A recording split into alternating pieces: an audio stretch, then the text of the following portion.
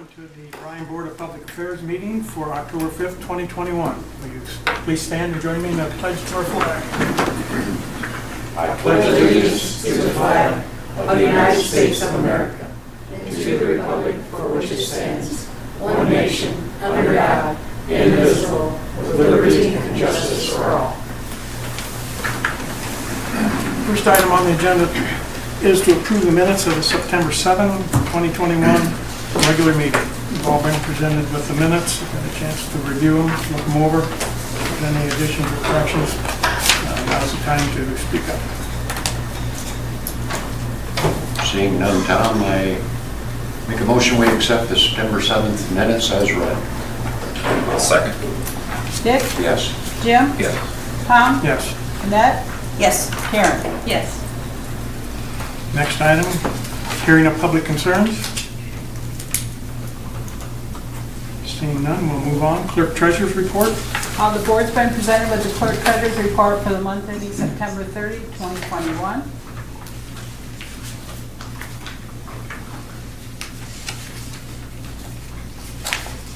I'll make a motion we accept the clerk treasurer's report as presented. Second.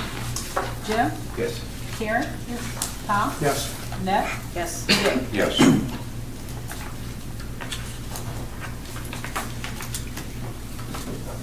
Next item on the agenda is presentation regarding Chris Kendall Market. Nate, do you want to introduce for us? Russ Davies is here tonight to discuss the Chris Kendall Market. It's being proposed by the Bryan Development Foundation, the BDF. I believe this is a very positive project for our community. I turn it over to Russ and he can speak to the board and share more information about the project. If you want to just step up to the podium, if you would. Thank you all. I saved this. I went ahead and went the paper out versus trying to plug into screens, etc. Because I know you guys have a full agenda tonight. So I briefly, 5 minutes, just wanted to explain what it is that we're doing. Ultimately, kind of project out what we think from a power consumption standpoint and see if we can have some support on that side. So Chris Kendall Market, not a lot of people have heard. The name's a little tongue twister a little bit, but it's a European style kind of street market that the Development Foundation is doing. In partnership with the Bryan Area Foundation.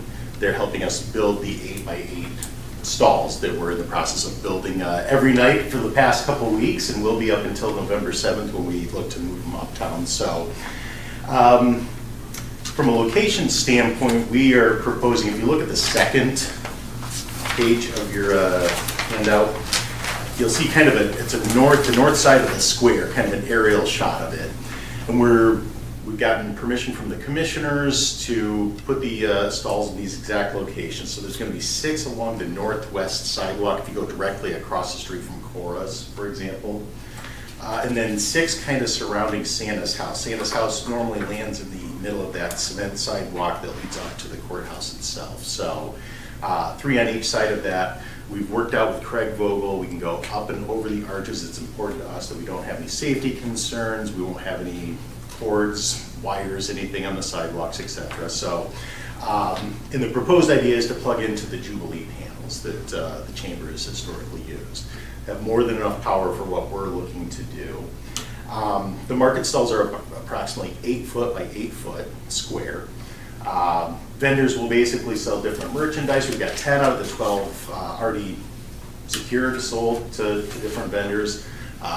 We anticipate there's a good waiting list and people that we're working through right now to qualify the last couple of them.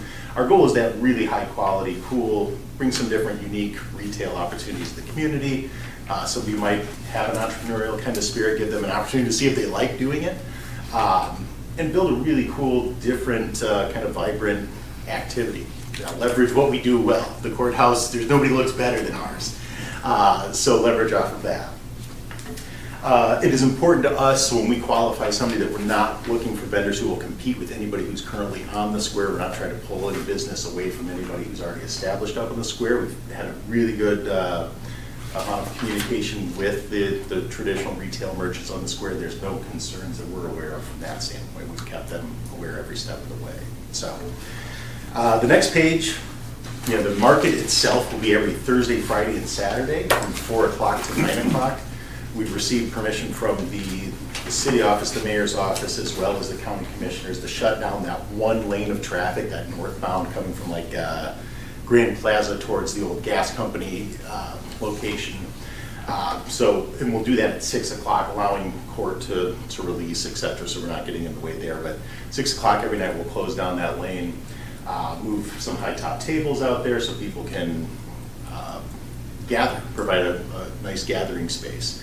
And so we're certainly mindful of the DORA, making sure we provide that education, that the buck stops there at the sidewalk, no going up on the lawn, et cetera, with that. So we don't anticipate any concerns with it. Good participation from the local restaurants as well. So every Thursday, Friday, Saturday from 4 to 9. As I mentioned before, we think this will bring increased retail, restaurant business, broaden products and gift offerings here in the community during the holiday season. We're spending a good amount of money marketing to outside community. Toledo, Fort Wayne, we really would like to make this a destination, a really cool annual family tradition. So the reason I'm coming to BPA is first and foremost to clue you in on what we're doing. I don't know if anyone's heard of it yet as we're moving forward, but also ask for some help on the power side of things. I put together just a rough estimate of energy consumption. If you can read my really small font as I tried to condense this down. Inside the hut itself, there will be three different outlet receptacles, and then an overhead light. So we think, just thinking about what the average vendor might have in there, they might have, 5 strands of Christmas lights or so, kind of decorating the outer perimeter of the market stall on the front side. I count on maybe 4 or 5 incandescent bulbs. Actually, Craig Vogel, we've done LED. There's some nice warm-looking LEDs, so I think the consumption will be actually less than what I anticipate here. Worst case scenario, somebody plugs in a roaster or a coffee pot or a, I'm trying to think what else, microwave, pretty limited food selection so far. We've got 2 people, but they will be baking things off-site and bringing them up. So I don't really see anything there.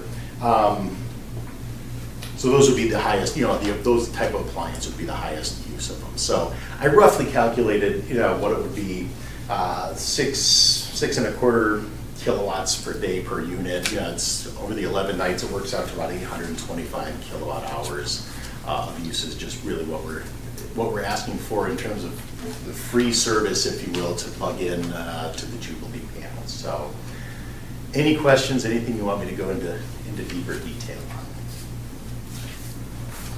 Sounds like a nice project to me. Thank you. Thank you. We're really proud of it. The market stalls are looking great. Have you seen this in action? You must have seen this in action someplace else. Yeah. So I've seen the actual one in Germany. There's several of them in Germany. Then there's numerous communities in the U.S. That are doing them as well. You'll find them sometimes in bigger cities than ours, Des Moines, and there's some good role models we've had conversations with and figured out how to build these and do them. So there's other communities doing them successfully. And we think Bryan's a good candidate to do one before somebody else does. So you mentioned that you guys are building these, in the Yes. process of building them. Yep. Will they be open on the one end? Yeah, so they're 8 by 8 square. Look really cute, Bavarian kind of style, green metal roof. Then the front end, the front of the stall opens, the top swings up, and then the bottom folds down to become the countertop for the merchant. And then at night it closes back up, locks, 100% secure. So there's a door on each side of them as well. So nothing fancy, but they look really cool. So people will or will not be able to walk in them? They will not walk into Okay. them. They'll just walk up to them. So those those along like the sidewalk, we've accommodated for that 9-inch gap that comes up from the sidewalk itself on the curb. Because that 8 foot will take every bit of that 8 foot on the curb there. So. We probably won't need, if it's open on the one end, it might be kind of cold. We're working with the vendors to help make sure they understand it's going to be cold. This thing will block the wind. We don't want to have space heaters in them.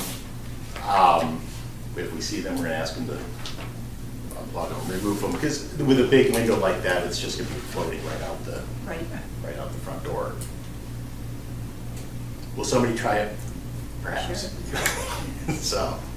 Russ, now, is this only going to be used 11 days every year? I mean, So- is there, So they'll be up there permanently installed from November 7th. We're gonna close off those 6 parking spots in front of those ones that are up close to the street. But those will be the nights that we do it, so Thursday, Friday, Saturday. So we're working really hard. In addition to the vendors, lots of entertainment. We've got polka bands, like to get ice carving, some other things. So Jeffrey Tonjes is working with us on securing some different entertainment options, as well as we're working with the school districts. Not only in Williams County, but some other ones. There's some German programs, I think, from another school in Defiance County who's gonna do something. So choral, orchestra, marching band, they're all on board with providing some entertainment there, so. But to answer your question, yeah, we've got 11 market nights. well, I'm thinking, could you maybe incorporate that into something else throughout the year? Have something, We've thought about it. We want to see what the wear and tear on these look like. We've got to be sensitive to how difficult are they to move. They're about 1,500 pounds. Right now, we've got indoor storage for them throughout the year. Over time, we want to see how they move, how they take that shifting around. TrueFast has been really kind. They donated all the screws, so everything's screwed together. So they're tight, they're really, really strong. But before we commit to doing anything else with them, we want to see how they do through our season. Because we want them to last a long time too. So we'll have 12 of them this year. If this goes well, we'd like to build out on that if it becomes the success we think it can. Basically what Thanksgiving through Christmas Yeah. timeframe, right? So we'll start that night Santa comes to town, will be that first opening night, and then every Thursday, Friday, Saturday subsequent. a whole lot of people up to the square. That is our hope. Yeah. That's the goal. Was it hard to, you say you're going to have 12 buildings available and 10 of them are already spoken for. Was it easy to get those 10? It was fairly easy. It's hard as a first-year event to explain to vendors. It's a lot of time. I mean, you've got to staff that. In our vendor agreements, very tight. That you have to be open. We can't have people come to town and these things be closed. So it's financially rewarding for them to be in there every single night. Staffing it has been the #1 concern of some vendors. We can't tell them what the foot traffic will look like, and they've got to take a risk and staff it appropriately to do that. So that's probably stopped a few vendors, but we anticipate this time next year being able to say these were our favorites. These are the people who really want to go around and know kind of a little more data to give a couple. But confident we'll have those last 2 rented. So how far away are the vendors coming? Pretty much the tri-state area. I mean, there's some from Angola, Bryan, Williams County, our general area. And we've got somebody will be selling nutcrackers, German smokers, the little, I don't know what they're called, the carousel that kind of lights and moves the little sticks around. So a lot of cool Christmas decor. It was important to us that we bring unique, different products versus we're really trying to, there's nothing wrong with Scentsy or any of those things or vinyl window sales, but that's not really what we were looking for in this situation, so. That's Christmas.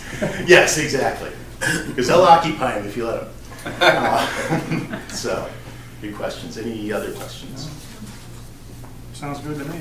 Yeah, me Yeah. too. Anything we need to do to apply from here? Anything? You need a motion? I think probably just a motion to, I'll make a motion, we approve. To provide the, Yeah, to provide the service, yes. Jim? Yes. Annette? Yes. Tom? yes. Dick? Yes. Karen? Yes. Thank you very, very much. Thank you. Excited to bring it to town. Yep. Excited? Yeah. This door? Yep. Okay. Thank Thanks, you. Russ. Thanks, Russ. Thank you.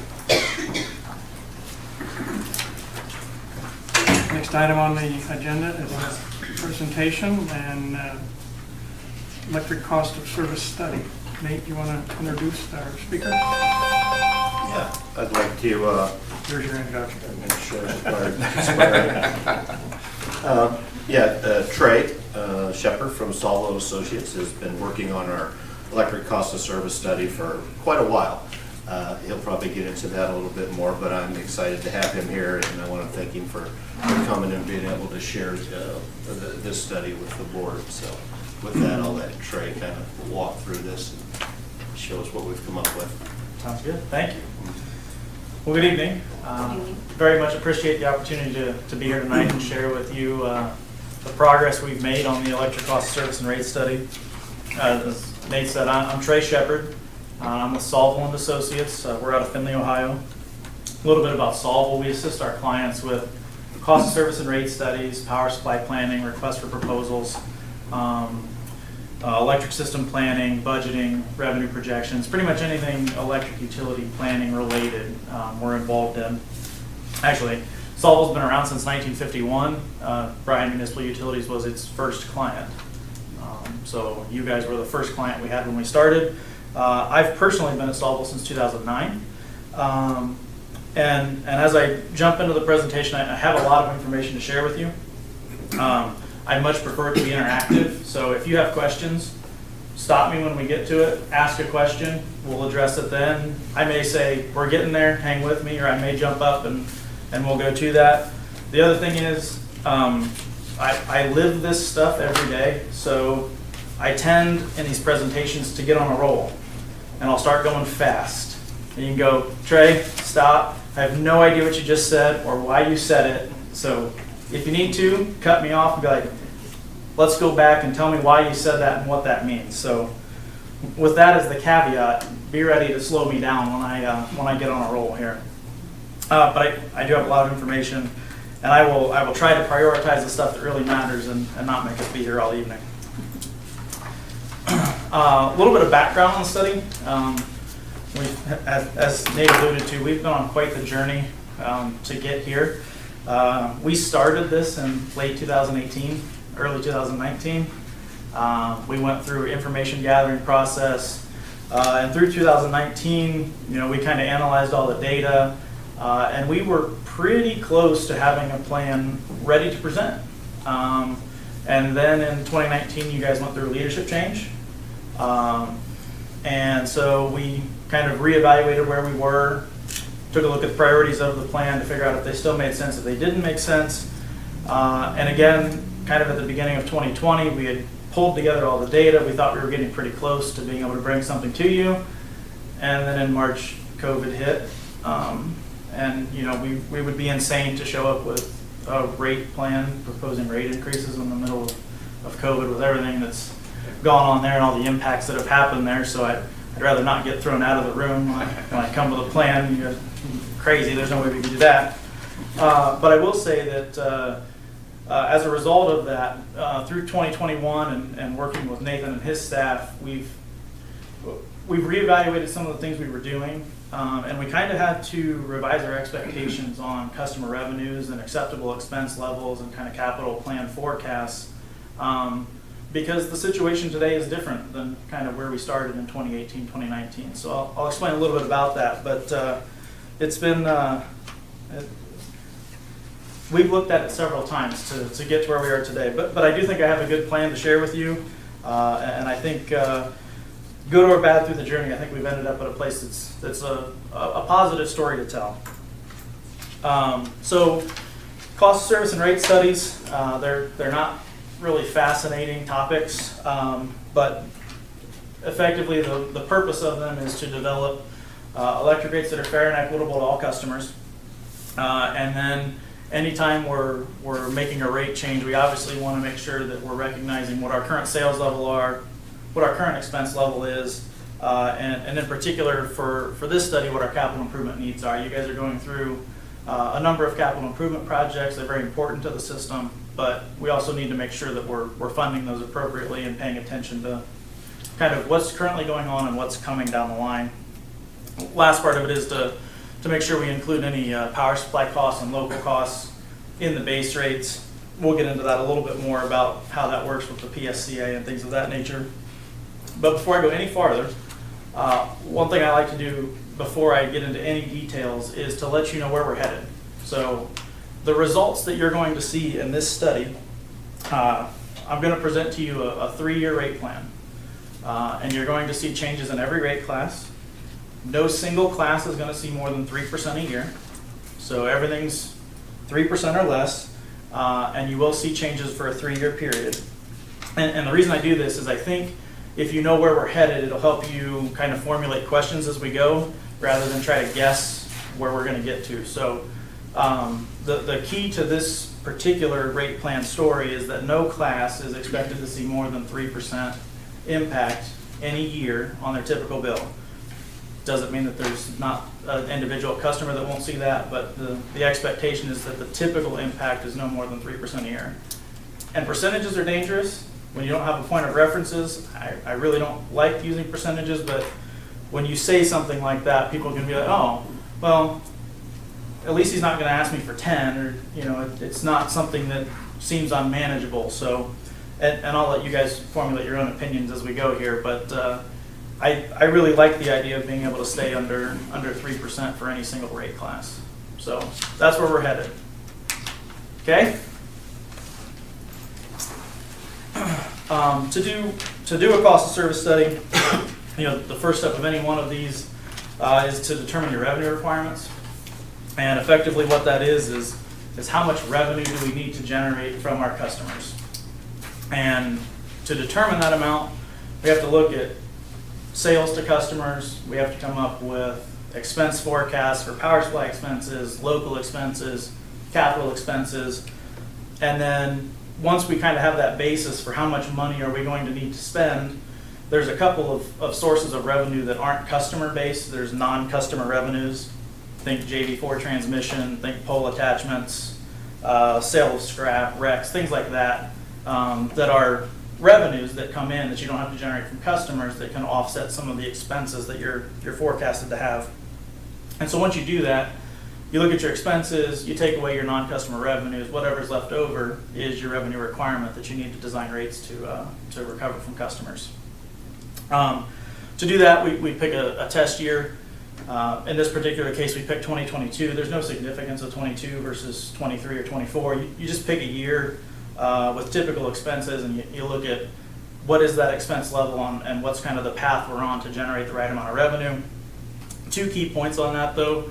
You always want to make sure you normalize your capital expenses. So you don't want to just arbitrarily pick a year and then find out, oh, well, when I pick 2022, we're spending 3 times the amount of capital that we normally spend, so I've designed rates to recover 3 times the amount of capital.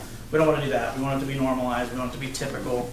And then also, power supply costs are always really important. Power supply costs are your single largest expense, so we want to make sure that we're evaluating what the path that power supply costs are on so that we set the revenues at an appropriate level to kind of reflect where we're headed on those.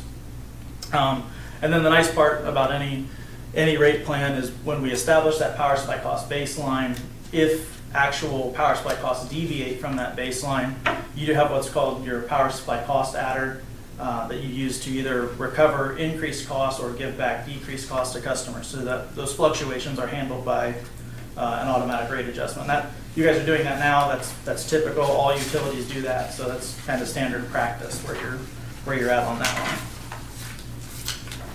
Okay, you're not going to see very many slides of words anymore. I don't like reading to you guys. I'm sure you guys can all read well enough on your own. So I'm going to show you a lot more graphs and tables and things like that, and give you some descriptions of what's significant about them, and we'll go from there. So starting point of any study or any revenue requirement study is to look at the sales forecast. And so the sales forecast tells us how much volume we need to serve. It's also a good indication of how much revenue we're going to generate. Last thing is it drives our power supply costs. If we know how much we're going to sell, we know how much we got to buy so that we can deliver that energy to our customers. So in particular here for Bryan, what you'll see is from 2018 through 2020, you guys have experienced a sales decline. Pretty easy to explain a couple things. 2018 is higher than normal. It was a hot summer. Hot summers make usage go up. Customers turn on their air conditioners work harder. Those kinds of weather impacts will always drive sales up. 2019 wasn't a hot summer. It was a cool summer, so it fell below 2017 levels. And then 2020, obviously the COVID impacts hit you in 2020. And in particular for you guys, of almost everyone I looked at, we have around 84 clients, and I think about half of them are in Ohio. you guys were impacted as much as anybody else that I've seen. It really hurt your sales levels, considerably more than I saw it hurt others. And it makes sense with the types of industries you guys have here. You know, supply chain issues are real, workforce issues are real.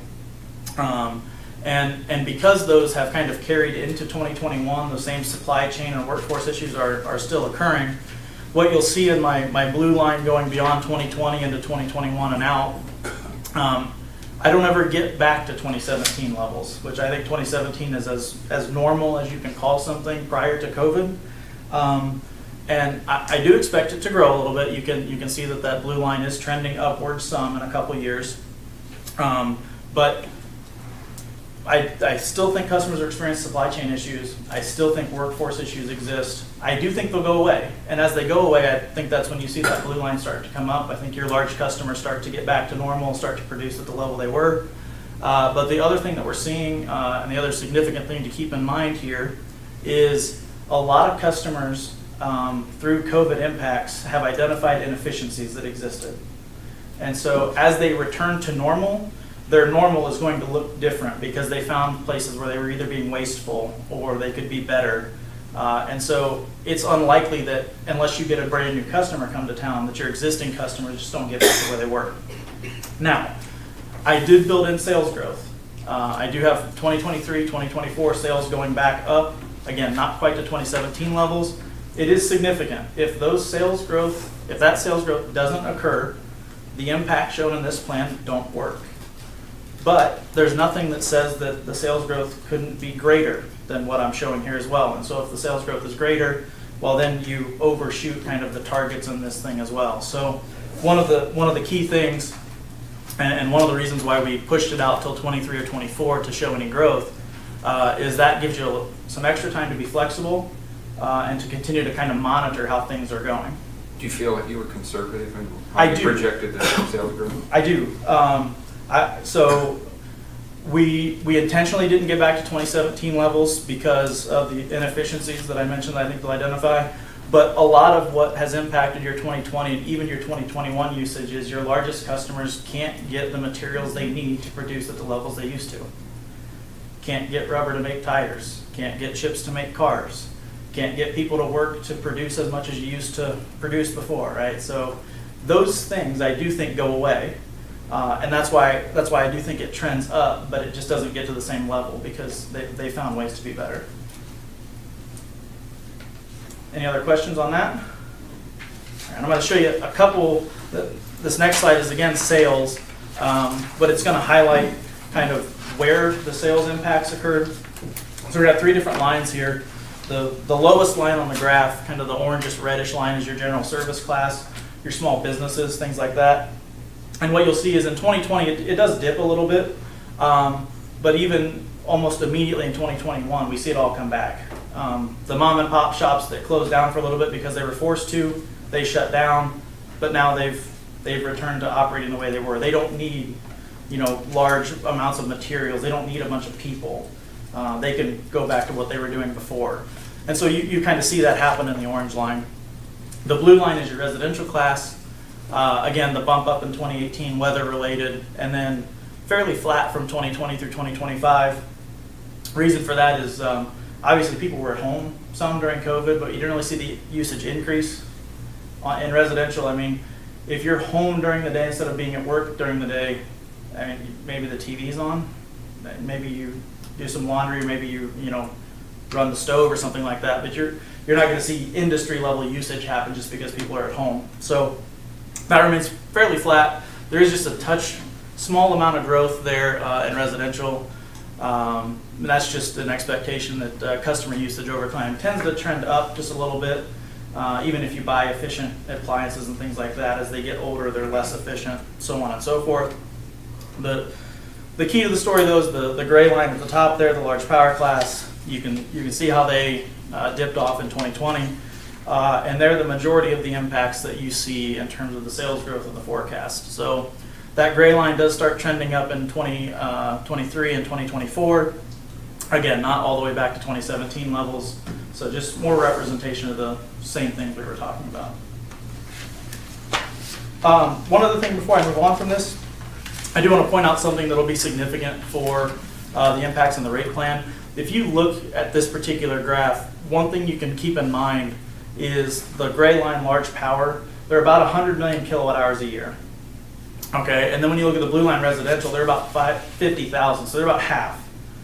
Residential is about half of large power, and then general service is about 25. So general service is about half of residential. And so as we go through this and you start thinking about impacts between classes, and we try to assign dollars to certain classes and we try to shift them around, when you talk about general service, if you want to do a equivalent change to general service as you do large power, well, general service is a fourth of the size. So a 1% change to large power is a 4% change to general service. So they're not equivalent, and because of the amount of dollars that you're talking about in the class, it becomes a little challenging to move things around. But keep that in mind, it'll become part of the story as we go through here.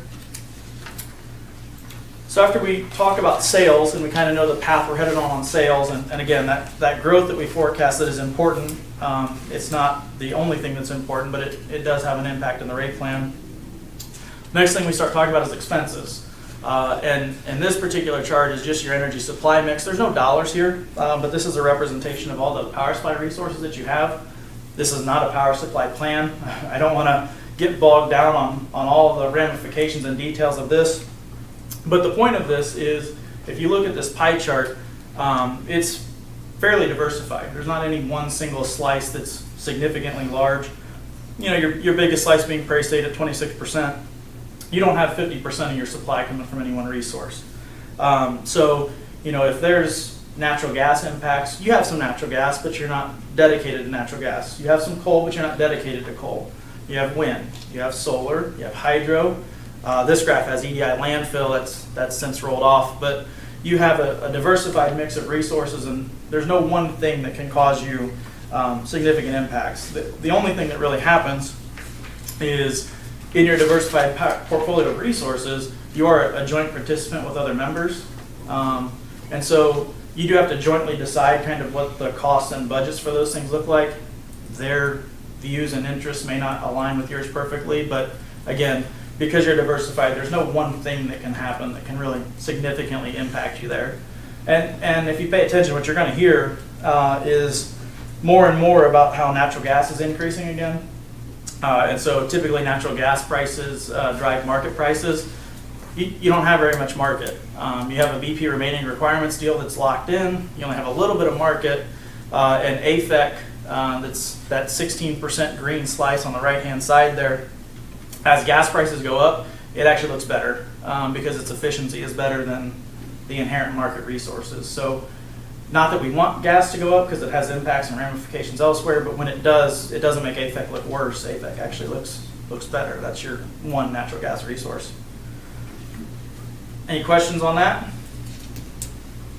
Okay, so power supply costs, taking that pie chart and translating it into some dollars. You know, I mentioned earlier, once we have sales, we want to look at expenses, and your single largest expense is power supply costs. So on this particular graph, it's represented in dollars per unit, it's in dollars per megawatt hour. But just for frame of reference, what we're talking about here, your expenses and power supply are about $11 or $12 million a year. That's on a total expense forecast of 20 to 22 million. So over half of your expenses are power supply related. And this, I should point out, when I say 11 or 12 million, that's your AMP power supply expenses. You guys have your own power plant that has its expenses. You have hydro, all-days hydro that has its own expenses. When you roll all that stuff together, you're talking even larger percentage. So probably closer to 60% of your total costs are rolled up into power supply. It's a significant expense. It's always an important consideration for these studies. And so the thing I want to point out is what you'll notice here on the blue line. If you kind of start at 2020 in the middle or 2021 and you go out, what you see is that blue line is kind of trending upwards a little bit. We are forecasting some power supply cost increases.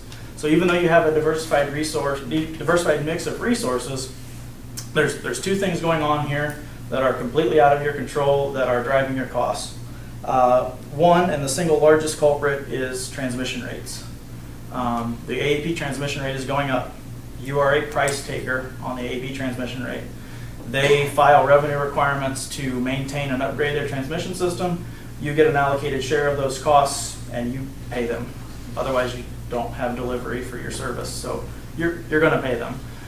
There are folks at AMP that are reviewing and justifying or arguing against those expenses. Regardless of the outcome there, it's forecasted that those are going up. And that's the main thing driving that blue line up. Second thing is capacity prices. So as a member of PJM, your regional transmission organization, you're again a price taker in that auction. You have to pay whatever the auction comes in at. And again, those prices are expected to go up over the next couple of years. So you've got those things going on. Now I will say, I'm highlighting some negatives here, saying, oh, your costs are going up, you're a price taker, there's nothing you can do. This graph compares very favorably to almost every other one of our clients. Your power supply costs are at or below everyone else I look at. So you're in a very favorable position. You are a price taker on the two things that are kind of driving your costs up, but you're in an actually very positive environment compared to what I'm seeing elsewhere. And your power plant helps a ton with that. Having a power plant here that can generate to offset those transmission and capacity costs is a huge component of your rate plan. No reason to see that it wouldn't continue to do so, but it is really important that the guys out there to continue to operate in a way that hits the significant peak days that you have to hit to qualify, and that keeps this blue line on a pretty good path, really. Good? Anybody asleep yet out there? All right. So we talked about power supply. Power supply is a big deal. Second biggest deal in terms of expenses is capital improvements. Capital improvements have been probably the most significant amount of effort put in on this particular study. Nathan and his staff have really done a tremendous job of coming up with a plan that prioritizes projects and scopes them out with a timing that makes sense in terms of allowing the projects to continue to move forward and be completed, but not condense them so much into a schedule that's just not feasible for customers. Don't want to get too much buried into old details, but basically what we're on a path to do here with this capital improvement plan, there's some intentional spending in here, and we'll talk about that a little bit, but we're on a path where by 2024 or 2025, we'd like to really settle into something around $2 to $2.2 million of annual capital. And that's the amount that we would build into rates to be funded by rates. If you look across the history, you can see, in 2020 you spent over $5 million. In 2021 you spent almost $3.5 million. And again, in 22 and 23 we have some intentional spending above the 2.1 or 2.2 million. Those are critical projects that have been identified as needing to be completed on a certain timeline to keep things moving forward. And we're in a position to be able to do that. We'll talk about kind of where you're at on cash and what that means. These are intentional decisions that have been made. There's nothing wrong with these decisions. But in terms of the rate plan and the path we're on, remember I talked about normalizing capital. We didn't want to settle in on something like $5 million or $3.5 million as a spending level that made sense. So previous iterations of this plan would have had the annual spending at $3 or $3.5 million. And that was just putting a tremendous amount of pressure on rates. It really was. And so, again, I commend Nathan and his staff for coming up with a plan here, maybe that pushes some capital out into the future. And I will say what that means is, if I went beyond 2025, you're going to see more projects. But he really has made an effort to try to keep it in that 2 or under $2.5 million a year so that it's feasible and it can be built into the plan. Really makes a lot of sense. The other thing I'll point out, which is a decision point on any of these studies, all of this capital that you see here is cash financed or cash funded. There is no financing. The only financing is the AMI project that you guys approved earlier this year for about $1 million. Everything else here is expected to be paid for with cash. There's certainly a number of considerations that come into play when you talk about cash versus financing. spreading the cost over, you know, the investment life and all that other stuff. But if you're in a position to cash fund, it tends to keep your annual expenses a little lower, and it doesn't lock you into some debt obligations that come with some coverage criteria. And the key part of that is it maintains some flexibility that you otherwise don't have. So being in a position to cash fund these, whether or not that can continue forever, we'll see. But in the near term, it really does kind of open up a lot of flexibility for you in terms of evaluating where this rate plan goes and kind of how customers recover, whether they recover the way we expect to or not. Any questions on capital? I don't know that I could give you details about the specific projects. I've looked at it all, but I'm looking at the overall spending level, usually from a much higher perspective, 30,000 foot level, instead of drilling down into the specific details. Okay. So the next thing, this is not an expense, but it is a key planning criteria, key planning goal. So this is the minimum cash reserve policy that you guys use here. This is a board-approved minimum cash reserve policy. Has 6 targets in it. Apologize for how small some of the numbers are, so thankfully you guys all have copies there in front of you. But the minimum cash reserve policy guides how much cash you guys should have available at all times, and we're obviously going to want to meet this with any rate plan we come up with. So we'll get into some of the details of where you stand on cash and how it compares to this, but you have 6 targets in your policy, 45 days of O&M, 45 days of non-power supply O&M, 45 days of power supply costs, annual depreciation, annual debt, 1/5 of the 5-year capital, so normalized capital is the way I call that. And then the last one is repeating the 1/5 of the capital or your insurance policy deductible, whatever is the lesser, and the insurance policy deductible is the lesser there. All of that rolled together says that your minimum cash reserve policy is around $7 million a year. Not to state a position on something that isn't my responsibility, but it seems like a good policy. It seems to be consistent with other utilities I work with. You know, I have people that are about half the size of you guys, and they keep about $2 or $3 million. I have people that are double the size of you. They're in the 12 to $14 million range. So you guys falling in at 7, that makes sense. I think the policy makes sense. I think it's a good policy. And what that means is when we get into our rate plan goals, the very first goal is to make sure we meet that minimum cash reserve policy.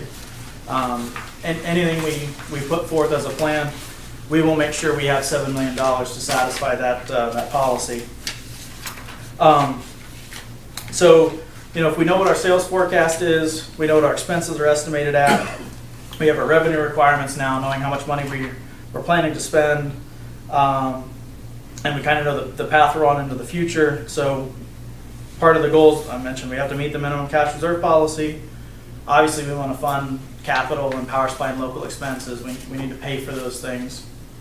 And then the third one is an important one, in my opinion. If there are necessary changes, what we'd like to do is implement small annual changes instead of large infrequent changes. And that's an intentional decision. And effectively what I'm saying here is I would much rather see 2 or 3 years of 2 to 3% than 1 year of 10%. And what that means is if you really need 10%, and you do the 2 to 3 years of 2 to 3%, you're not going to get there, right? It's going to take time to build up to that level. But you maintain your flexibility to evaluate whether or not it continues to make sense to step up, where if you drop a 10% now and you go, we're raising everybody's rates, first of all, customer bill impacts become a consideration. You don't really want that to happen to customers. And 2, you may get 2 or 3 years into the plan and go, I wish we'd done 7, not 10. And then you're going to decrease them? You know, people are like, you guys know what you're doing? Anybody paying attention? You know, who's planning this thing? So the small annual changes versus large infrequent changes is an important consideration, and that's what's proposed here. That's what you're going to see here. And then lastly, there's always 3 criteria. We've got cost of service results. They're important. They'll tell you kind of who should pay what when you put all the costs in the right buckets and allocate them to the classes. But that can't be the only thing. You got to pay attention to customer bill impacts, and we also have to pay attention to how we compare to neighboring utilities. We want to compete with them as best we can. So, cost of service is a good guideline. Bill impacts are a good guideline. Competitiveness with neighboring utilities is a good guideline. You roll them all together, you should come up with a fairly balanced plan, fairly fair and equitable plan across all the classes. Okay, so back to graphs. This is the graphical representation here of the projected customer revenue, including the impacts of the proposed rate plan.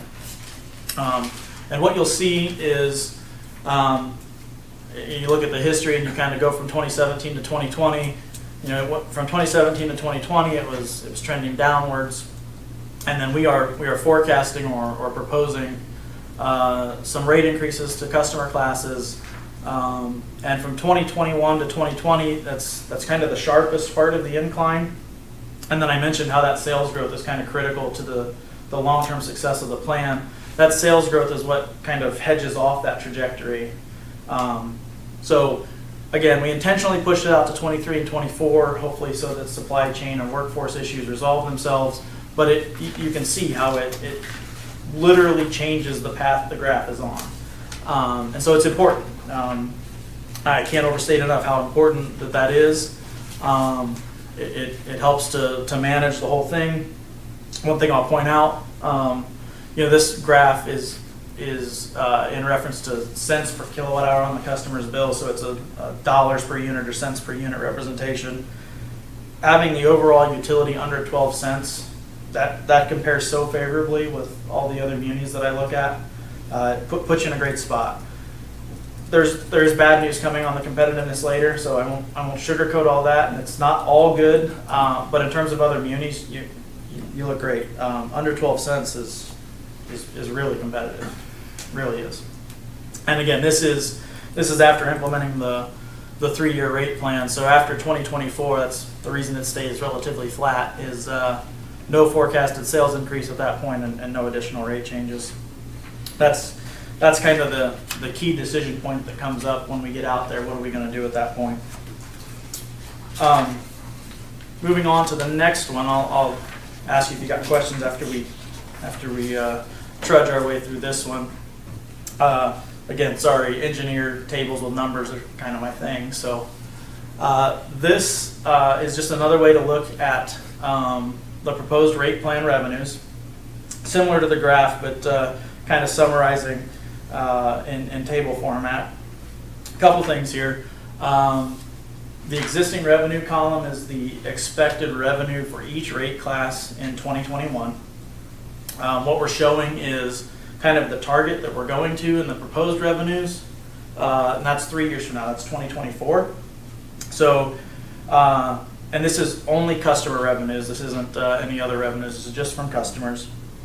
So the thing I want you to keep in mind, again, I've said this before, I do not like talking about percentages. Percentages are tough. But when you see percentages on the far right-hand column of this table, keep in mind that's over 3 years. So please do not say, Trey, you've told me it was a 3% rate increase. I'm looking at 10%. You're crazy. I don't know. That's over 3 years. So it is no more than 3% in any 1 year. And the other thing is you might look at that and go, well, how can that be if I take large power at 11% and I divide that by 3? That's more than 3. I'm good at basic math. 11 divided by 3 is definitely more than 3. Well, remember how we talked about that growth that's coming. So growth helps generate extra dollars without having customer bill impacts occur. So to give you a little frame of reference, what you're going to see as we get through this presentation is each year on residential, it's less than 3%. It's like 2.8 or 2.9%. So that 10.3, when you divide it over the 3 years, consider the growth that's coming. You're only talking about 3% a year. The non-demand general service, you're talking about 2% a year. The general service demand, you're talking about 1% a year. And large power, even though that shows 11%, again, because of the growth impacts, it's actually only 2% a year to large power. It's not even 3, it's 2% that gets us there. And then a couple of other things I want to point out. I know I've spent a lot of time on this one. This one's kind of significant in terms of the dollars we're going to. But again, kind of like we talked about on the sales forecast, note the difference in volumes here. So if your total projected customer revenue in 2024 is 19.6 million, large power being 10.7 million of that, that's over 50% of your revenue from one class. When residential is 5.7 million of that, that's 30% of revenue from that one class. And so then that leaves the combination of general service and non-demand to be under 20%. So again, anytime we're looking at shifting dollars around in this, which is, perfectly acceptable to be part of the discussion. Is this absolutely the way it should go? I'm not saying that. I'm saying I'm proposing a plan that I think is balanced. But anytime you start shifting dollars around, keep in mind that $1 in one class is not the same as $1 in another class in terms of customer bill impacts. Any questions on this one? We're going to get into more of, yeah, go ahead. I'm going to pick on large power. Okay. Of course, we have that industrial park out of the north end. You said you were conservative in the growth. Yes. Did you maybe include something in there for that? So, Or not? so in terms of growth in the forecast, effectively what we built in was more of a return to normal for 3 or 4 critical customers and plus a little bit of growth on some other ones. So, Titan Tire was hit hard, COVID. They really were. They were up over 17 million kilowatt hours a year. In 2020, they were under 15. And that's 18, 19% decline. So we didn't bring them all the way back to 17, but a significant piece of that growth to get back to 100 million kilowatt hours in that class is Titan Tire coming back. I'm going to say this wrong, but is it Yangfang? Yangfang. They were similar in terms of impacts, so we built them back up to getting close to where they were. And then a little bit on Spangler, and there was another one that is escaping me at the moment that I'll be able to look up in a second. But it was mostly just those customers kind of recovering, and if we're able to attract new businesses in the industrial park, that's kind of icing on our cake here. And again, with the small annual increases, we can adjust as we go to say, oh, hey, we brought in an industry that's significant and they're going to generate revenue, so we don't need to do the full next step. We can do half of it, or we can play around with what's happening with each rate class there. So you're not focusing so much on new business. New business as much as you are Return to normal. increase in Exactly. existing business. Exactly. Okay.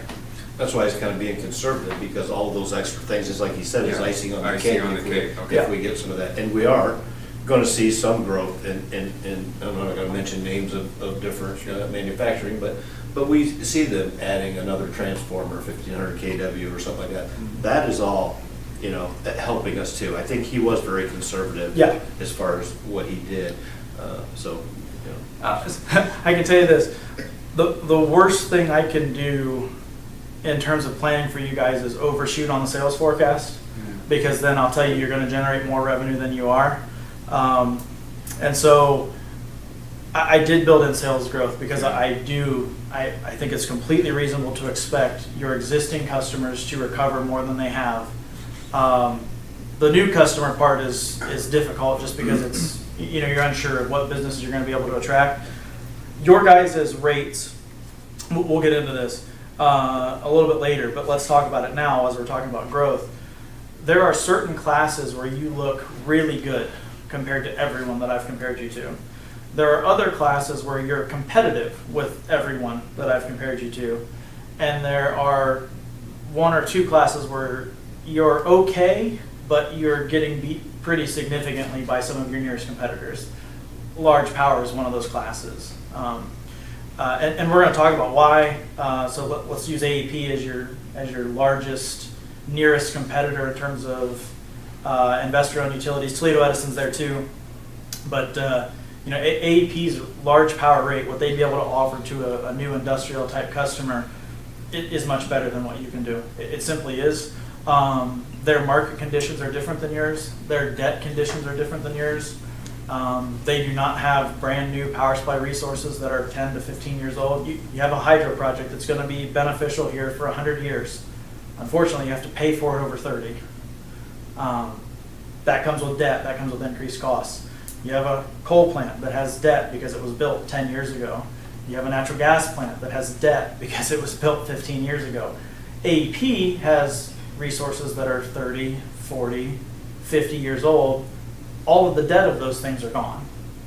The other thing they've done, not to get in, like I know exactly what the structures of everything at AP are, but because of the nature of their company, they can take their generation assets and separate them from the company, put those in a market-based application, and then serve their retail customers from just standard market price power.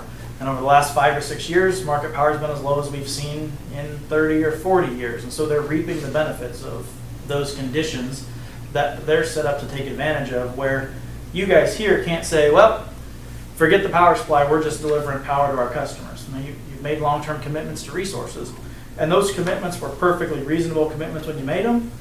Unfortunately, they occurred and coincided with the lowest market price conditions we've seen in the last 30 years. Unfortunate timing. And so the reality of that is that causes your costs to be higher than market-based costs. But the one thing you have going in your favor, again, we talked about kind of the diversification and avoiding the volatility. I do think what you're going to be able to offer, not only through this rate plan, but kind of forever as a muni, is what I'll call a sustainable rate plan, where you may not always compete depending on what the market conditions are, but you'll be able to tell your customers, we expect our costs to be at this level, and we think we could keep our costs relatively flat at this level for periods of time, where the IOU, the investor-owned utilities of the world right now, they're reaping the benefits of market, but if that market goes up, I don't know what they have on their side to avoid kind of costs shifting the other way.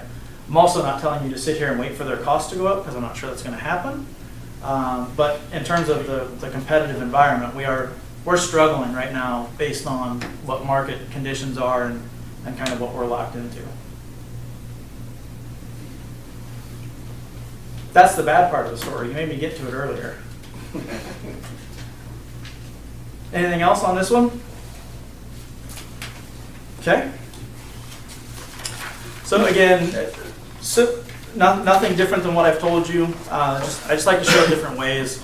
There's all kinds of different graphs and charts you can show to kind of illustrate what these impacts are.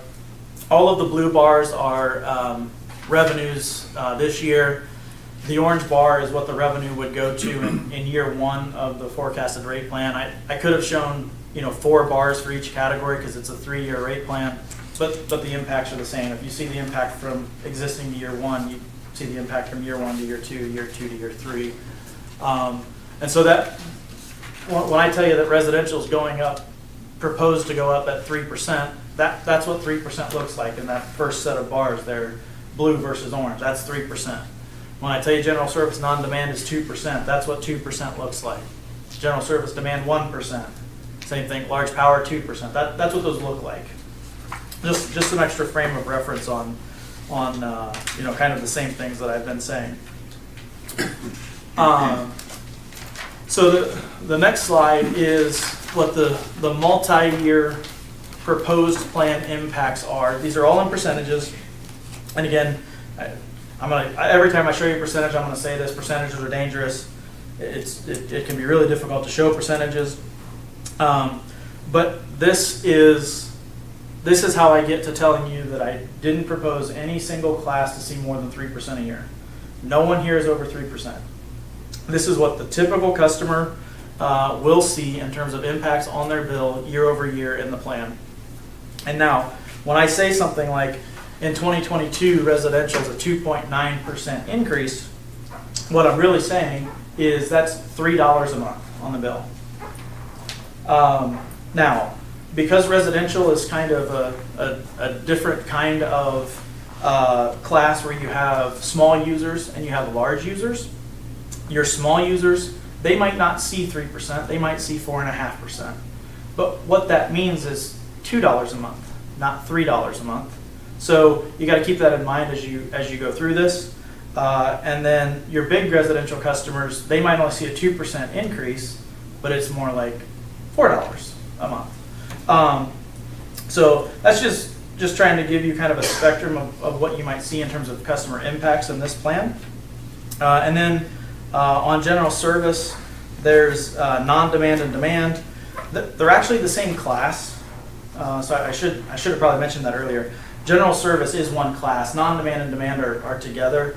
But looking at them as if they're not the same is a better representation of what the impacts are. I don't want to muddy the waters by saying that the general service class sees 1.5%, because it's actually that non-demand sees 2 and demand sees 1. And that's due to the nature of the rate structure itself. And the bill impacts depend on the usage here. But when I say non-demand is 2%, that means the range is like 1 to 2.5, just depending on what their usage is. Similar story on demand and large power. I will share with you, residential and large power are your two largest classes. They're the ones you typically have to pay the most attention to. Doesn't mean you shouldn't pay attention to general service, but they tend to get kind of lost in the wash because they're smaller and the dollars aren't the same as the volume in the other classes. So on large power, I've evaluated 30 or 40 of your largest customers. I've looked at all their monthly bills. No single bill of a large power customer with this rate plan would see an impact of more than 3%. Most of them are in the range of 1.8 to 2.2%. Last thing, this is not the only solution. I do believe, in my opinion, this is the most reasonable solution in terms of balancing the impacts between the classes, as well as considering cost of service and the competitiveness with neighboring utilities. And I haven't gotten to the competitiveness yet. You'll see that. But as I mentioned earlier, if you decide to shift percentages, and what that means is shift dollars around, if you look at it, go, well, I want to take large power down 1%. I don't want it to be 2, I want it to be 1. Well, that means 2% on residential or 4% on general service. So you got to kind of weigh, the gives and takes on that as you go through. I'm certainly open to discussion on why we picked these or how we got to these. And that probably makes more sense as we get into the bill comparisons.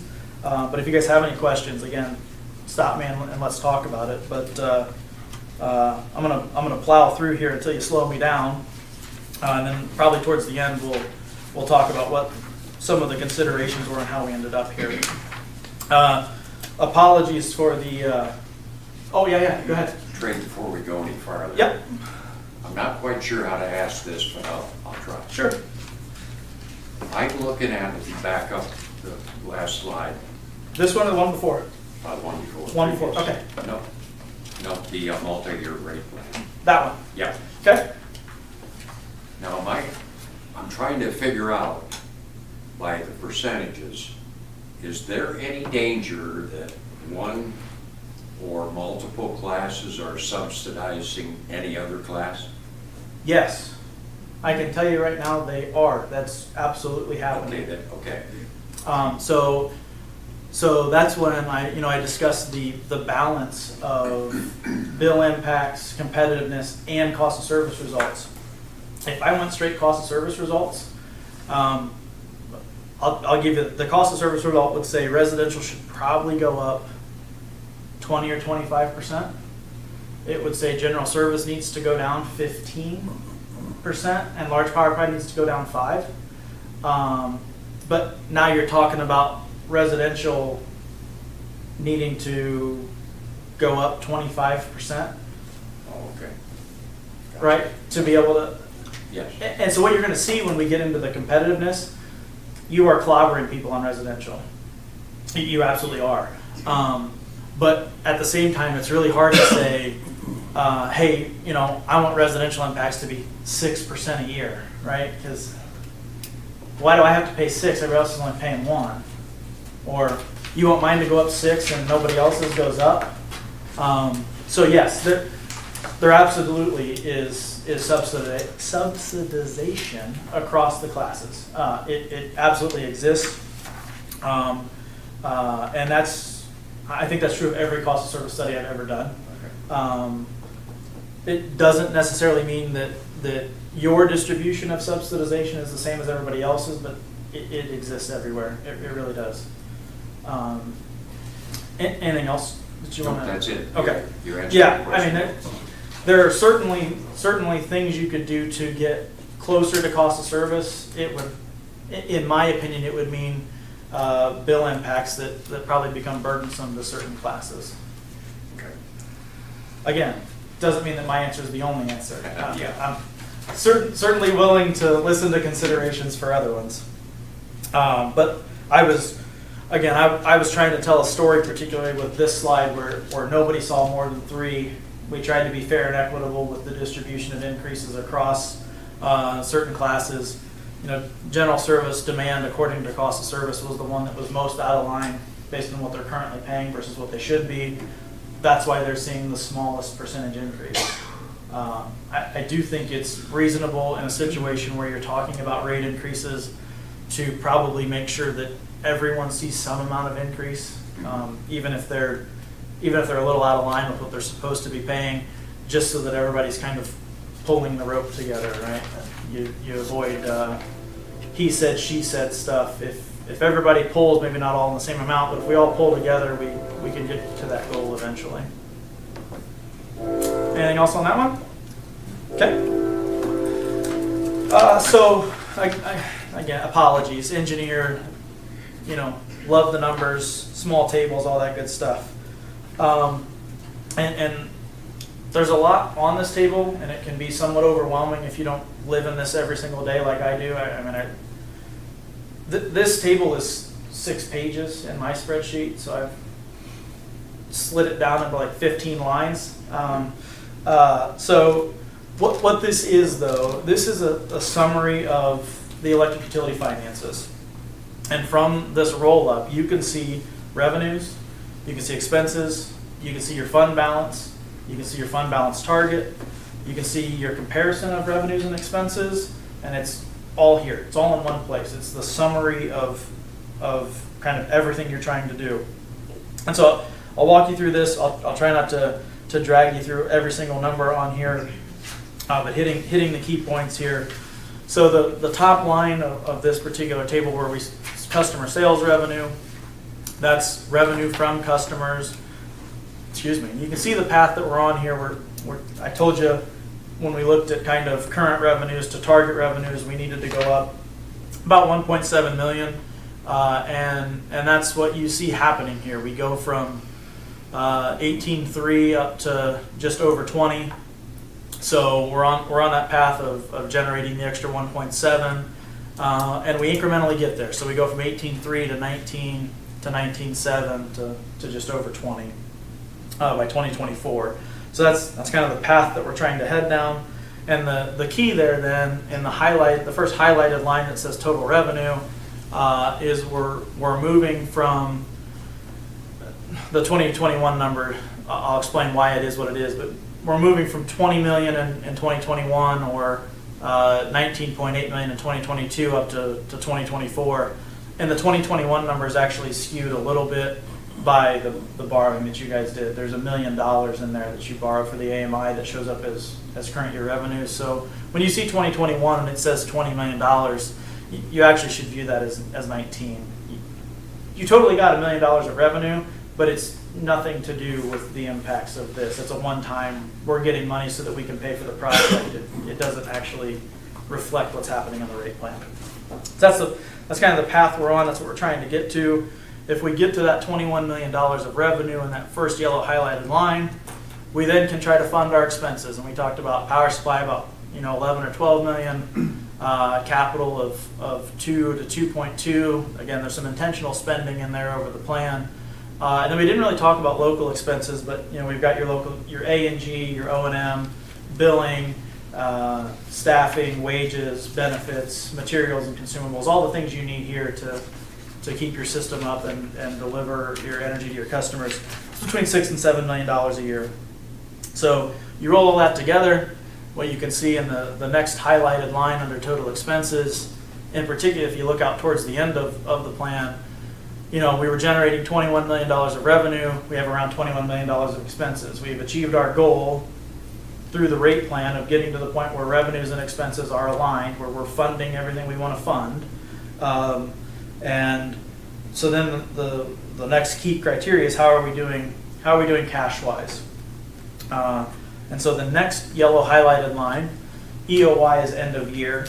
So end of year fund balance. You can see your history of your available cash there from 17 through 25. And so if you look at 19 in particular, we were all the way up to 16.6 million in 19.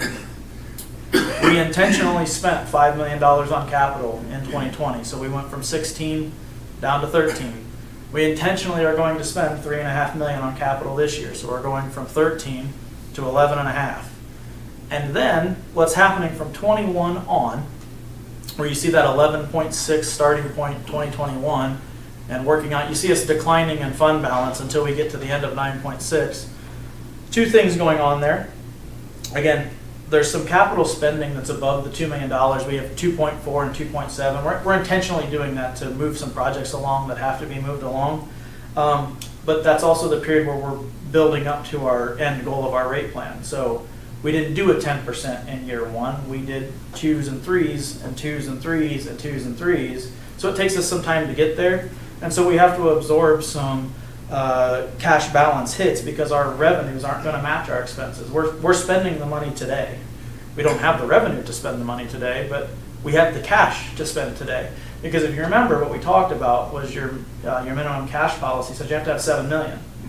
Well, 16 is a lot more than 7. 13 is more than 7. 11 is more than 7. 9 is more than 7. Okay, and when we get to the end of this plan, if you look in 2025. We have a projected end-of-year fund balance at $9.6 million for a target of 7.1. We have not chewed up all of our available cash to get us to the point where our revenues and expenses match.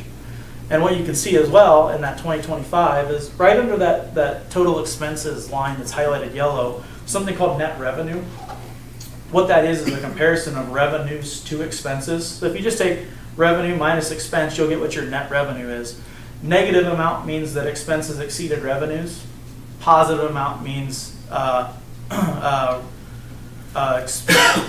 negative amount means that expenses exceeded revenues. Positive amount means revenues exceeded expenses. And so when I say in 2025 a net revenue amount of negative $16,000 on a utility that does $21 million a year, that number is 0. So revenues and expenses match in the last year of this forecast. We have gotten to the point where we've built our rates up to be able to fund all of our standard expenses, our $12 million in power supply, our $6 to $7 million in local expenses, our $2 million in capital. And the idea is if you're near 0 in the last year, that you've got a sustainable rate plan that hopefully can continue into the future at those spending levels. And we have not chewed up all of our buffer on our available cash. We still have about $2.5 million above the minimum target in anticipation of those future capital things that we talked about that are beyond 2025. There's more coming. There's plenty of things you guys need and want to do. And so we didn't want to run you into the ground and get you all the way down to $7 million and leave you, in 5 years from now, oh, well, we used up all our cash. What do we do now? And we did rate increases during that period. What do we do now? Well, we do more rate increases, right? Well, really don't want to do that. And with leaving available cash, we have some buffers to make some decisions. The nice part is, again, I mentioned this a couple times, as we go through the plan, as we build up those revenues, we can kind of monitor and evaluate how things are going. And because we're not running it so tight by the last year, we have the ability to be flexible. We can adjust if we need to. If things are going really well, we don't have to do all of the steps of the rate plan. If things aren't going well, we don't have to adjust because we're still $2.5 million over the target. We can absorb some hits to see what kind of happens as we move through this plan. If that growth doesn't happen, or if it's delayed, or there's a significant capital need, something breaks and we have to spend $1 million, we can afford to do that. We're okay to be able to do that. That was a lot on this table full of numbers. I saw some head nods and nobody fell asleep, so that's a good start. You guys have any questions on that? Okay. All right. So I'm gonna steam through these ones because you guys have been a very attentive audience and I don't want to put you all to sleep yet. But here are what the actual rate adjustments would be. And this is where kind of cost of service comes in. It helps guide some of these decisions. So in terms of residential, what we're proposing to get that 3% a year impact, the typical bill of 3% a year, $3 a month impact, is increasing the customer charge each year and increasing the energy charge. No change to the outside charge, no change to that demand charge. There's a couple reasons for that. Cost of service, if you go strictly by cost of service base, due to the heavy infrastructure nature of the electric utility, it would say your residential customer charges need to be $35 or $40 a month. Meaning if you use zero power, use nothing, just being connected to the system, you should pay $35 or $40 a month because of the cost of transformers and poles and lines. Just the infrastructure it takes to get delivery to you is so significant of an investment that you should pay more than that. So cost of service says you should go up to that. Obviously, I can't do that because if you're a small user, right now you're paying $10.25. If you don't use very much energy and I all of a sudden make your unavoidable monthly charge $35, your bill just went up $25. That's too much. Can't do that. So we do step up the customer charge to try to get more in line with cost of service. Try to do it in an acceptable way so that your smaller users don't really see those impacts or don't get burdened by those impacts. And then we pick up the rest of the need, kind of talked about where we're at and what we're targeting for revenues from each class. We pick up the rest through an increase in the energy charge. Make sense? If that makes sense, this is going to make sense because it's the same story. General service is exactly the same. Customer charges according to cost of service should go up. We don't need to do anything with demand charges. They're adequate according to cost of service for what our cost structure is. And so after increasing customer charges to what we deem to be an acceptable level for customer impacts, we pick up the rest of the energy charge. So same story as residential, we just apply it to the general service class. And I don't have a slide for general service non-demand and general service demand because the rates are the same between the two classes. It's just if you have a demand meter, you pay the demand charge that's listed at the bottom there on any usage above 50 kW. There's a future discussion around that we should have at some point. For the rate plan, it's not something that we could realistically look at because we're talking about needing to generate more revenue. And realistically, on the general service class, that single charge is probably a little too high. But if we bring that down, that means somebody else has to pay more. I'm already struggling with the balances that I'm facing here. So general service, same story as residential. I'll move on to large power. You've heard this before. Customer charges are going up and the balance of the rest is picked up by the energy charge. It's the same thing. Somebody might look at that and go, oh man, you're saying that the large power customer charge needs to go up $25 a month in the first year? Yeah, but their bill's a couple $1,000s a month. $25, they don't notice $25. So I mean, those changes are again acknowledging cost of service would say your customer charge should be $6,000 a month, but that's because the transformer you put out there for Titan tires is $1 million. So if you need to recover the cost of that through rates and through your fixed rate, well, it would say you need to charge them. Nobody's charging large power $6,000 a month. They wouldn't notice it the way residential would notice it, but again, acceptable levels of customer charge increases to try to move towards cost of service with the balance picked up through energy charges. All right, I said the same thing 3 times now, but that horse has been kicked enough. I think you guys get that one. All right, so a couple more things. I promise I'm almost done. Typical bills. So this is where comparison of customer bill impacts and comparison to neighboring utilities comes in. This is always a vital consideration. You always have to pay attention to this. So what you're going to see here, this is a comparison of your guys' rates today, and the column that says Bryan proposed is year 1, which is just the first step of the increase, versus where AEP, Northwestern Electric Cooperative, Toledo Edison, with both summer and winter rates, because they have seasonal rates, and then a statewide average on the end there, which that's a statewide average of all of the Ohio investor-owned utilities. Public Utilities Commission of Ohio puts that out every month, so you can kind of see where you stand. And the theme of this story is going to be that outside of residential, it's really tough to compete with AEP. It would be similarly tough to compete with DP&L, which is Dayton Power and Light in the Dayton area, and Duke, Ohio, which is in the Cincinnati area. They're all part of the statewide average. So when I tell you that AEP is a tough utility to compete with, those other two would also be a tough utility to compete with. And so they're impacting that statewide average number. There's others that are above, but those three in particular are really driving the statewide average down. So when you look at that, just keep that in mind. Let's start with the good news. You look at the residential class here. This is just one typical usage. If you guys have questions, I have customer bills for a whole range of usages. I can show you what happens. But on residential, your standard customer uses 750 kilowatt hours a month. Currently, they pay $87. Told you it's a 3% increase, just under 3% increase. That's $3. That bill goes to $90. If you look at everybody else across that line, you're significantly beating it. You're beating AEP by $12. You're beating Northwestern by $20, $30. The statewide average, you're better than they are there. So residential winning everywhere. So that one's good news. Non-demand, I picked two different customers because in the non-demand class you can have some small guys and you can have some bigger guys. And depending on where you're at, things look a little different, but in general on non-demand, you look pretty good. Even with the proposed change for those guys, which they're seeing 2% changes a year. If you look across both of the non-demand lines, the small non-demand guy looks pretty good compared to everybody. The larger non-demand guy looks pretty good outside of the AEP comparison. And what you're going to see is as we get into larger and larger and larger customers, the comparison to AEP gets worse and worse and worse. Just the nature of their cost structure versus yours. They have less debt. The way their stuff is set up, as you increase usage, the rate per unit goes down on those guys. I'm going to skip over demand real quick. I want to jump to large power. And so I want to say this.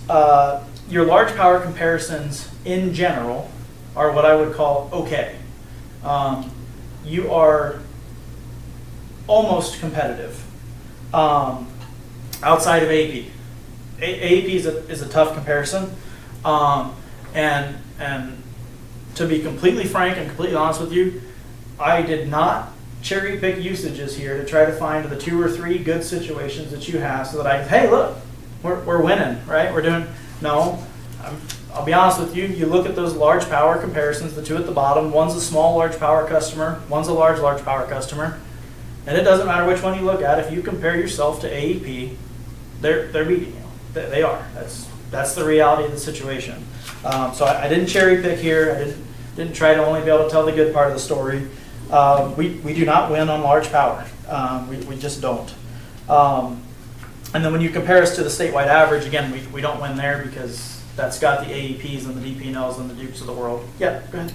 Have you heard any rumblings of a rate increase from AEP? Well, so I would say this. AEP is more reliant on market-based stuff than you guys are. And the recent information that comes out about what's happening with natural gas and what that then drives markets would indicate that costs should go up.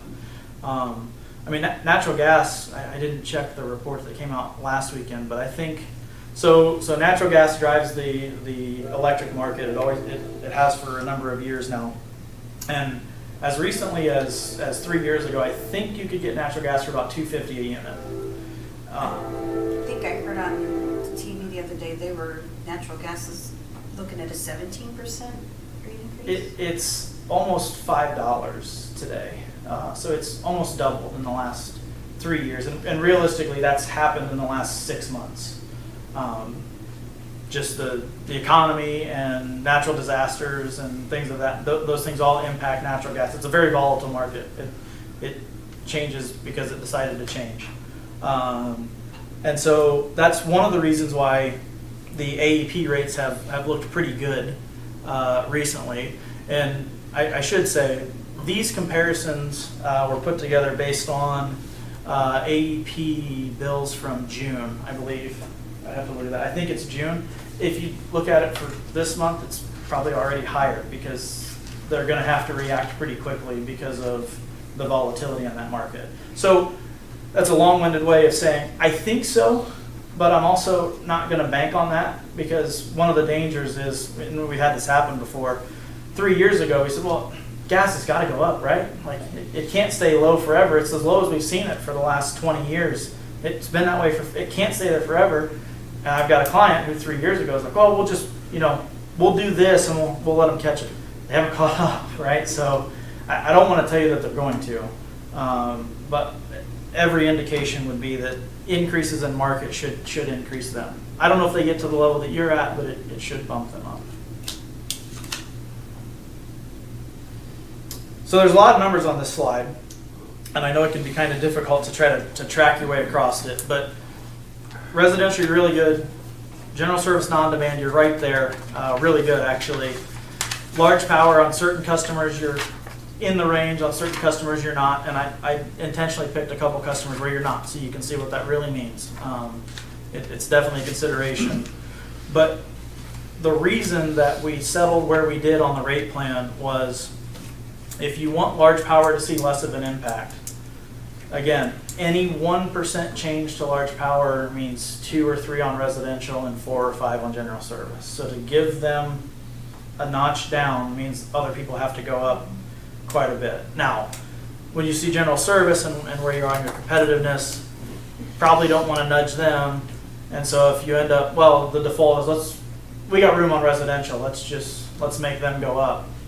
Well, then my story about 3% doesn't fly anymore. Right now we're talking 5s or 6s. And, can 5s or 6s be acceptable? Sure, they can be. It kind of sounds like it could turn into a game almost. I mean, you could subsidize your large power to attract industry. And, sure.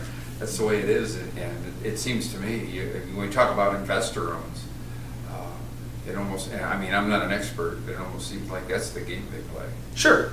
And one of the ways you combat that, and actually I haven't spoken with Nathan about this, I'm guessing you guys have something, but I'm not sure exactly what your economic development rate offerings are. But one of the advantages that you guys have as a muni, when somebody like AEP gets a large customer, right? A Titan Tires 3 megawatts, like that's a big customer. That's not a big customer to AEP.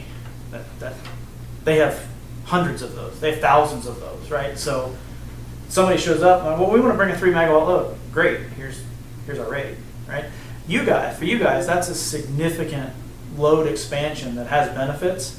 And because your existing customers are set up to fund all of the forecasted expenses, when somebody new comes, for a period of time, you're able to offer them some fairly significant discounts if you so choose to attract them, because your incremental cost to serve them isn't very high. You don't have, depending on what facilities are necessary, if you need transformers and substations and things like that, you got to make sure you fund those. But typically, you can offer pretty attractive rate for a period of time, and then kind of ease them into what your standard rate is, so that they pay their fair share, and all the customers can then share in the benefits of it. And there truly are benefits when you get that kind of expansion to occur. But it is almost like a game where you have to attract it. Well, when I was still working, I remember and go to the union meetings, and when they were building the transmission line to the steel mill in Delta, and it was some ridiculous rate that they were giving those people. Of course, they had it, their usage was huge. Right. Yeah, it was pennies, Yep, those customers are beneficial for everybody when you can get them. Absolutely. Any questions on this one? Okay. One more slide of numbers here. So this is more monthly bills, but this is just you guys. This is kind of illustrating the path that you're on over the next 3 years. So, you can see residential, when they get 3% increases every year, they go from 87 today to 90, 93, 95, so on and so forth. That's 3% on residential, 2% on general service non-demand, 1% on demand, 2% on large power. And the reason you don't see the AEPs and Toledo Edisons and any of those here, I don't know where they're going to be in 3 years. And so it's a little dangerous to put their number today up there against that. I don't have any way to project them. But I can tell you what I think yours is gonna be. And according to the plan, that's the path that you would be on. Anything there? Okay. Again, this is just a couple of cleanup items at the end here. You know, when we do any of these forecasts, we'd like to set your rates to recover all your power supply costs. We reestablish that baseline. If costs fluctuate from that baseline, we have the PSCA. You guys are using that. You guys have done a good job of paying attention to it. You calculate it. You would continue to do so. The one thing we would do is we would reset that baseline number, and we'll do that when we have the final plan that you guys are ready to implement, if you so choose. And then last thing, I think what Nathan will eventually ask you, kind of the key takeaways here is, you know, we've put together a proposed multi-year revenue adjustment plan. And I think what he's going to ask you to do is eventually, after you've had a chance to think about it, and if you want to offer any changes or any considerations for us to evaluate, we certainly can. I think he's going to ask you for a multi-year rate plan with annual reviews, though, not a commitment to necessarily do every step, but annual reviews to check things like our sales volume. Have we seen the growth yet? Is it coming? Do we think we're going to get it? How are our power supply costs doing versus what we thought? You know, do we need to make any adjustments up or down from there? And then continue to monitor kind of where we are on our cash versus our cash guidelines and what our capital needs are, so that we don't want to run it right down to the edge, so that when we get to the end we have no buffer left. So, you know, the purpose of doing the multi-year plan is obviously you get some stability, but if you don't force every year, you maintain your flexibility. Okay? Thank you. You guys have been a great audience. You've hung in there very well. Any questions hanging out there that we haven't talked about? Luckily, Trey has volunteered to stay if anybody has any detailed questions. He's not in a big hurry to get out of here because he likes our community so well. But absolutely, he said that he would stick around in case anybody did have any questions after the meeting, so he would be available. Very simple. Yeah, good job. Yeah, it's not your. You didn't get too carried away, but no, it was pretty easy to follow. Okay. I appreciate it. Thanks, guys. Thank you, Greg.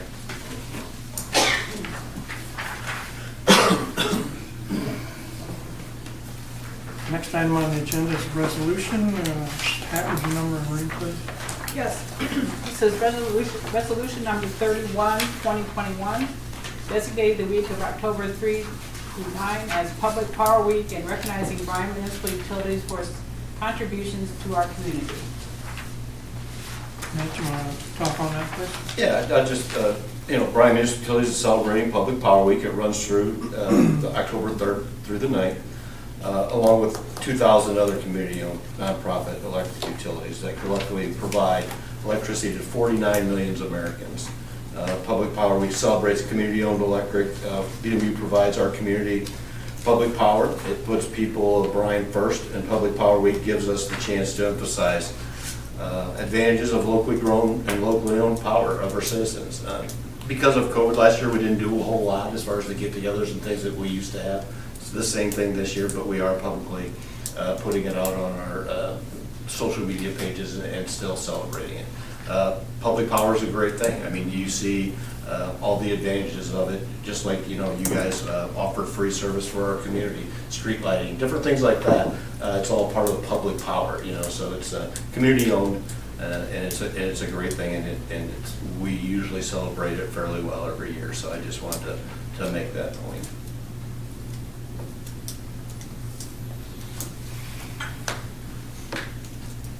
Do we have a motion to approve the resolution? So moved. I'll second. Dick? Yes. Tom? Yes. Jim? Yes. Annette? Yes. Karen? Next item is request to reclassify a water department employee. Jackie? Yes, good evening, everyone. At this time, we would like to request that we reclassify Jimmy Dunning to the water plant supervisor on probationary status. It's a position that has been open since Derek Schultz, our current water superintendent, was promoted from the supervisor. We made the commitment to evaluate that later in the year, and we are ready to fill that now. So if we could have Jimmy move to that classification, we would appreciate it. Oh, I think I did the water instead of the communication, didn't I? Yes, Sorry about that. that's okay. We'll just, Change the agenda a little. I'll make a motion we approve. Okay. I have a second. Jim? Yes. Dick? Yes. Tom? Yes. Annette? Yes. Karen? Yes.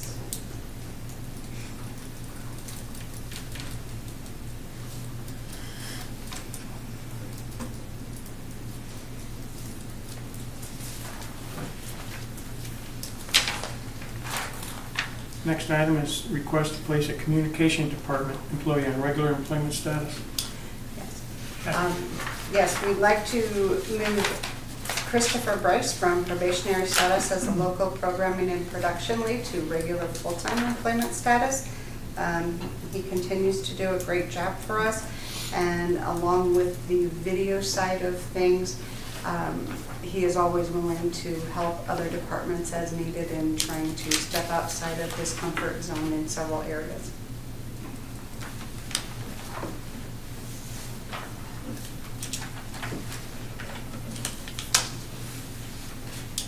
I'll make a motion we approve. I second it. Jim? Yes. Annette? Yes. Tom? Yes. Dick? Yes. Karen? Yes.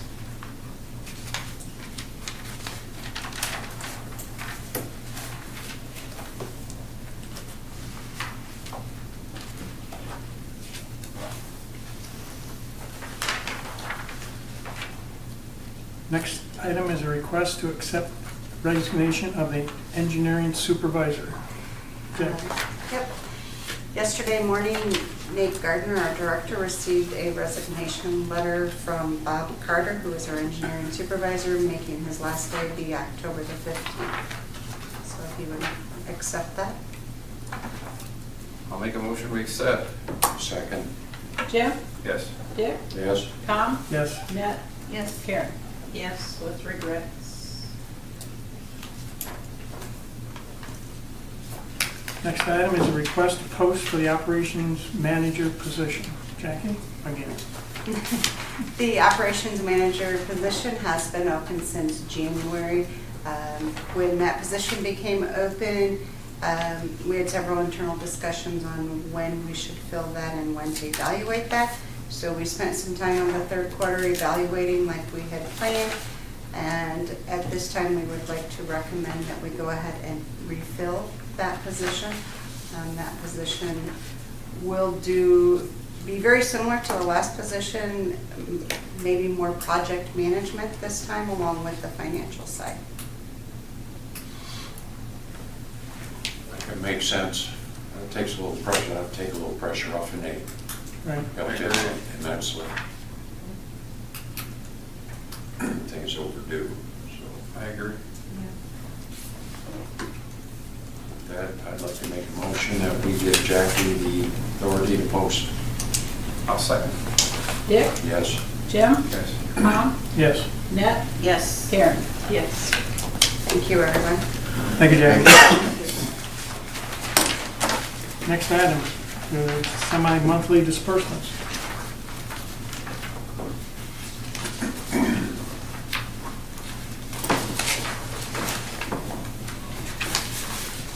I'll make a motion we pay the bills. I second it. Jim? Yes. Annette? Yes. Tom? Yes. Dick? Yes. Karen? Yes.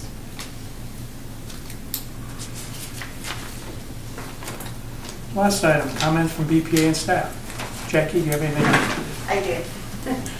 Since we have moved Jimmy Dunning from the water treatment operator to the water plant supervisor, we respectfully ask to post for that position and start the recruitment process.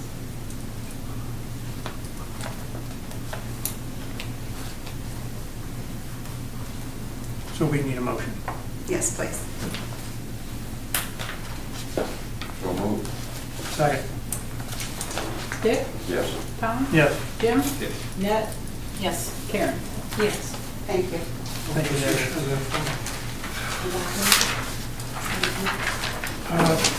Pat, you have anything? No, sir. Nate? Oh, unfortunately, I got a small list here. I know we've already taken up a bunch of people's times, but I would like to give you a little update that we did have our AMI kickoff meeting. As far as long-awaited, I shall say, is on Tuesday the 28th, and they stayed through the 29th. We got all of our team together and met their team and kind of went through a long process of going over, what was going to happen, what the lead times were on some things, and if you have any specific questions about any of that, I probably should share some of the stuff that we went over. I think it would be a benefit to you to go through and see it. I didn't really want to give you a presentation of what they gave us, but it did have a lot of good information on it. So, the project's getting started. There are things coming in. I think Pat attended it too. We talked about the servers and the software. Basically, they're going to come in first, and hopefully by November, December of this year, we'll have those in here. And hopefully that'll be up and operational by the end of the year. The bad part of that is just like anything else when we talked about, lead times and stuff like that. Our electric meters are 16 to 18 week, lead times on some of those, which is what, 4 to 5 months, which is January, February, before we can get them, started in putting them into place for the electric meters, I should say. Water meters are like 6 weeks out. That's the good thing, but then the modules that go with them are 18 weeks out. And so, we came up with the process that basically the electric meters need to go in first, because then the water meters talk to the electric meters. So we're getting started, we're getting rolling. By the end of the year, we will have our gatekeepers up, we'll have our servers set up, and that stuff will be there, and we can do a little testing with that. But then we'll start the process. But it's probably going to be as fast as what we'd like. By the time we get rolling, it's going to be January, February, the colder months. Hopefully we have good weather. We've had that in the past, right? That we've been able to get out there and work throughout the winter. Never know what really it holds for us, but I'm hoping and keeping my fingers crossed that, we have a mild winter and we can get out there and get some of these things started. But we put a completion date way out there just to give ourselves plenty of time of March of 23. That gives us a whole year to get everything done. And I think that's plenty of time, hopefully. But we got some challenges, some merging of the keeping the building system and stuff like that. So not getting into too much detail, but I will share that and I'll send it to you in an email, and you're welcome to go through, because it breaks down timelines and shows the software. I think it's interesting, and I think you'll find it interesting also. So I'll get that out to you. Secondly, and I know I'll leave some of you guys attended this too, but we had our 2021 American Municipal Power, our AMP annual conference. I think Tom, Jim, and Annette attended virtually. I ended up attending virtually also. We discussed a lot of different things. That was on September 20th and 22nd. We talked about the power markets, the workforce development, electric vehicles, the value of public power, and key issues impacting the industry. A lot of different things. I think it was, and also AMP was celebrating their 50th anniversary. I think Trey might have even been down there. I didn't actually attend. I did it virtually as well. Oh, did you? Okay. Yeah. All right. A lot of people ended up doing that. So, but it was very interesting. I thought that it was a big deal. And if you look behind us, there's all the hardware that we were able to get, and I'm pretty proud of that too, as far as the utility goes. We basically ended up with the Generation Safety Award, a Transmission Distribution Safety Accommodation. We did a System Improvement Award for modernization of our GT1 and our GT2, and then they combined that with our industrial drive substation that we were able to get. And then we also had a mutual aid accommodation for our aid to Hillsdale, Michigan, for their issues that they had up there in June of 2021. So it's great that we can get out there and help other communities and be recognized for it. And I think we probably even have some hard hat safety awards that may be coming later that AMP may present to us down here. So we did very well there. And the other side of that is, I would like to say that we also had our at-large seat. So during the AMP conference, that was held, there were 4 expiring seats for the at-large seat, and as far as the Board of Trustees go, and I think there was like 6 communities. And it's not like the utilities director, it's the community. So, Bryan, Montpelier, Oberlin, and Oroville seats were expiring. We had like 6, and Basically, after the elections, you know, the four that were up for reelection won the election. So I know some people don't think much about it, but this seat is very important to our utility and our community as far as I'm concerned. It gives BMU a seat at the table. You know, and they've had that seat for probably close to 30 years, and it gives us an inside look of you know, new legislation coming down the pike that we can see. It gives us detailed power supply information, and you know, we kind of get that little bit of inside track being in those meetings. So, and AMP is a vast wealth of information, and AMP is almost an extension of our team when we need something. So I just wanted to let people know that how important that I believe that is. Some people might not think so, but it is a valuable thing for our community to be able to have that seat and to carry it on. So I'd also just like to give a quick congratulations to Jimmy and Chris for them, and also Mayor Slade retaining the Bryan seat for OMEA, and I think she's also got a new role as executive committee member, so congratulations to her. That's also important, is to keep up with that, you know, municipal electric side of that too. So another thing that we, you know, have as far as, you know, keeping track of what's going on and being a part of it and having that insight. So her sitting on that should be a big help. And also, I want to thank Jackie and Sylvia and Trey. Long time coming to put that together. It really was. There was a lot of thought that went into it, a lot of number crunching, a lot of people sitting around, and you know, I know Trey has been up and down with this thing, and I think he's probably glad to get it out there at least for your consideration, and hopefully by maybe the next board meeting we can bring that back after you've had time to digest it and see what we can do with it. And I also want to wish Bob well on his new journey. So that's about all I have. Thank you, Nate. Karen? That was a mouthful, Nick. It was. All good information, very, very good. Yes, I do want to thank Russ Davies for coming in, and I hope the new venture up on the courthouse square goes well for everybody. And thank you, Trey, for coming in, very enlightening, and everybody who had a hand in participating. I bet it was kind of challenging after what we've recently been through to kind of take a picture of where things might be in the future, and then come across and develop something like this. So Jimmy Dunning and Chris Price, congratulations to them, and I do wish Buck Carter all the best.